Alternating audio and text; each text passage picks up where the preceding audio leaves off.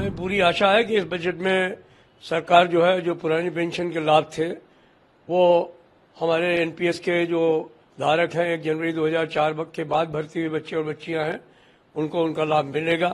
पूरी आशा है और अपेक्षा भी है कि अब 2 साल से कम बचे हैं तो वेज रिवीजन भी हमारा राइट है 10 साल के बाद, तो अब सरकार जो है इस बारे में भी सोचेगी।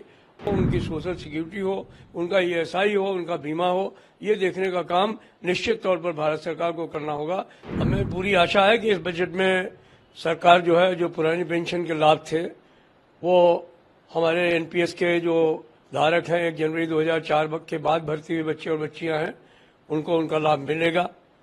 जो लाभ वो पुरानी पेंशन के ज़माने में पा रहे थे 50% तनख्वाह का पेंशन और उस पर डियरनेस रिलीफ, मुझे आशा है कि इस बजट में उसका खुलासा जरूर होगा। हमें पूरी आशा है और अपेक्षा भी है कि अब 2 साल से कम बचे हैं तो वेज रिवीजन भी हमारा राइट है 10 साल के बाद, तो अब सरकार जो है इस बारे में भी सोचेगी और नए वेतन आयोग 8वें वेतन आयोग के गठन का भी घोषणा करेगी। सरकार कर्मचारियों के वेलफेयर के बारे में जो कम से कम रेलवे कर्मचारी हैं मैं जानता हूं, उनके वेलफेयर के बारे में जो फंड है उसको बढ़ाने का काम करेगी ताकि उस वेलफेयर फंड के जरिए हम उनके बच्चों को जो स्कॉलरशिप वगैरह देते हैं पढ़ाई की उसमें कुछ बढ़ोतरी की जा सके। सर, रेलवे में बहुत सारे लोग कॉन्ट्रेक्चुअल भी काम करते हैं, उनके लिए भी आप लोगों को कुछ उम्मीद रखते हैं इस बजट में? देखिए, कॉन्ट्रेक्चुअल वर्कर के बारे में मैं 2 राय रखता हूं। एक राय तो यह है कि जो सेफ्टी से रिलेटेड वर्क्स हैं उनमें कॉन्ट्रेक्चुअल वर्कर को लगाना जो है वो सेफ्टी से खिलवाड़ का मामला है, तो उसे ना लगाया जाए। और वहां पर ये जो फिक्स टर्म एम्प्लॉयमेंट के जरिए भर्ती की हो रही है, मैं समझता हूं कि ये रेलवे की सुरक्षा के लिए उचित नहीं है। लेकिन मैं आशा करता हूं कि रेलवे की जो खाली पड़े हुए पद हैं उनको जल्दी से जल्दी भरा जाएगा।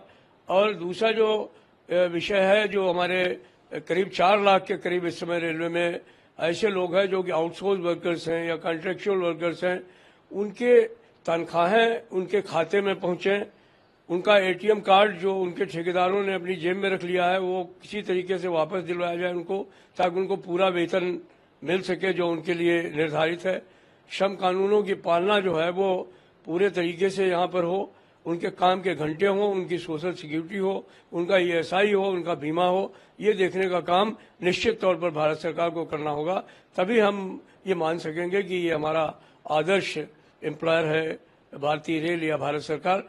मैं उम्मीद करता हूं कि हमारे उन कॉन्ट्रेक्चुअल वर्कर्स को रिलीफ जरूर मिलने का काम होगा। अगर आप ये वीडियो YouTube पर देख रहे हैं तो हमारे चैनल को सब्सक्राइब करें और बेल आइकन को दबाना ना भूलें। अगर आप Facebook पर ये वीडियो देख रहे हैं तो हमारे पेज को लाइक करें।